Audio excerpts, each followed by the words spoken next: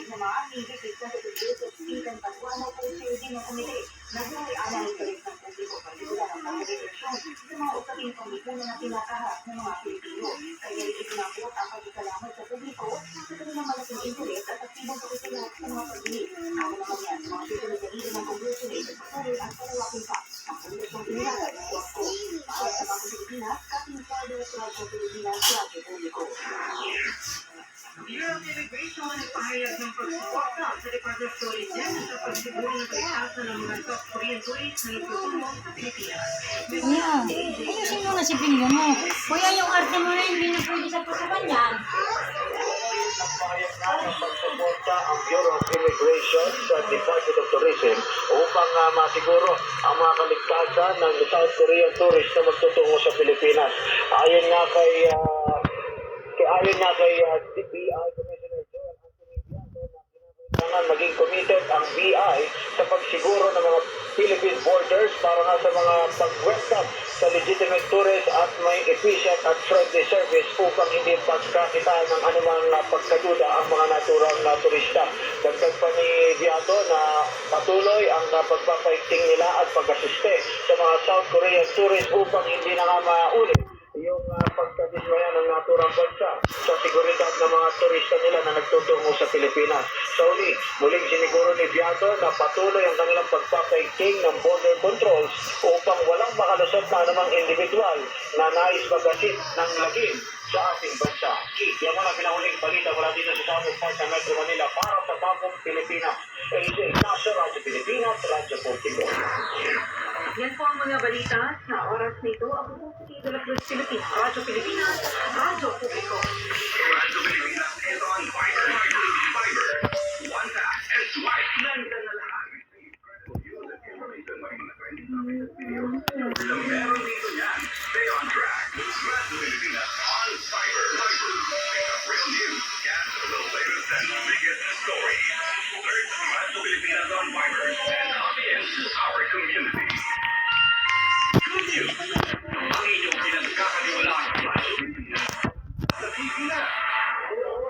Nasa TV na! Ang Radyo Pilipinas, 7:38 AM ay live na mapapanood sa Channel 3 ng ABS-CBN at Channel 45 of 49 ng GMA Affordable. Kaya may...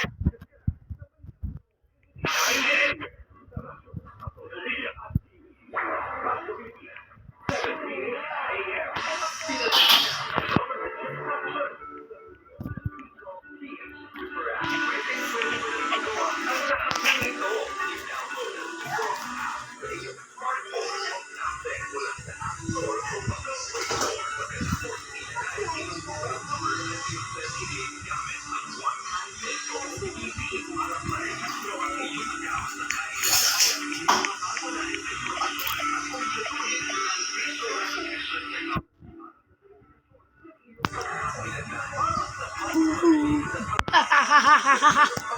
Look at all these guys.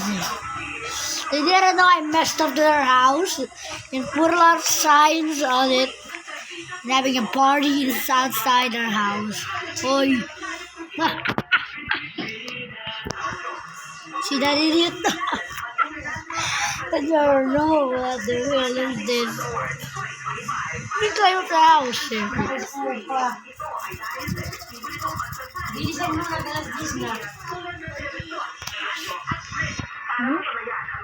See? Get my own that easily.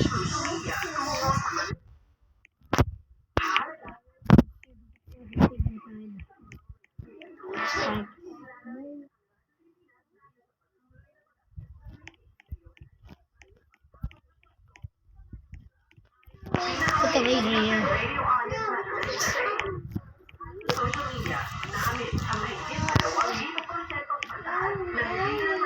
Messed up the whole backyard with garbage. Finally.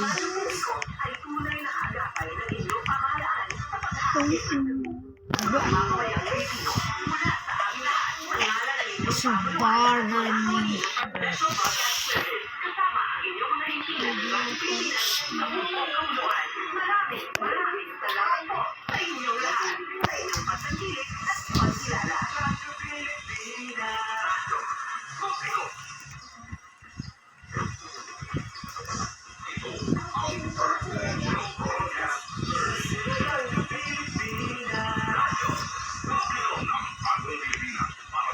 See you next.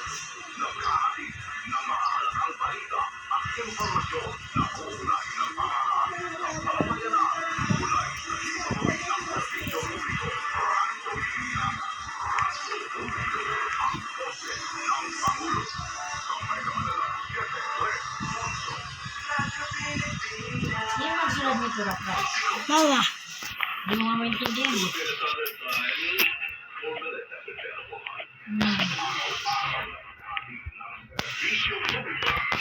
Kuya,